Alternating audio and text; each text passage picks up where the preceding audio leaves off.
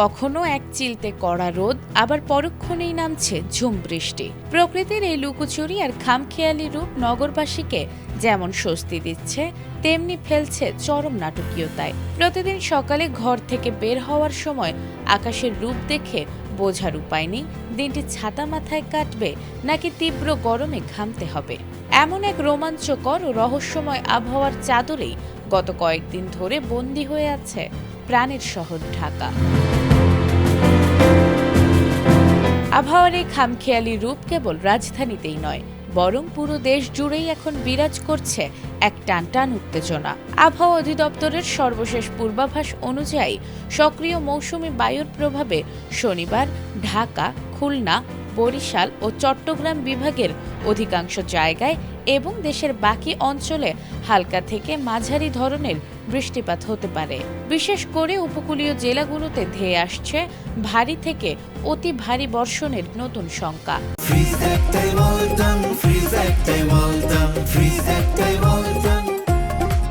এদিকে দেশের সামগ্রিক বন্যা পরিস্থিতি এক নতুন মোড় নিয়েছে। গত কয়েকদিনের টানা প্লাবনের পর কক্সবাজার, চট্টগ্রাম, বান্দরবান ও নেত্রকোনার বন্যা পরিস্থিতি উল্লেখযোগ্যভাবে উন্নত হয়েছে। পানি নেমে গেছে বিপদসীমার নিচে। আগামী 3 দিনে সিলেট ও সুনামগঞ্জের নিম্নাঞ্চলেও পানি আরও কমে পরিস্থিতি স্বাভাবিক হওয়ার আভাস রয়েছে।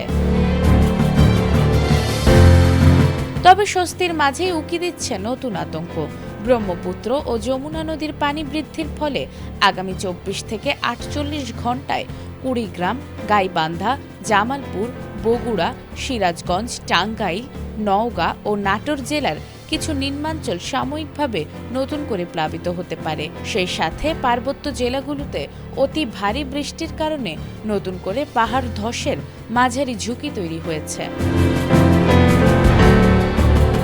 শনিবার দুপুরের দিকে রাজধানী ঢাকায় বজ্রসহ মাঝারি বৃষ্টির প্রবল সম্ভাবনা রয়েছে।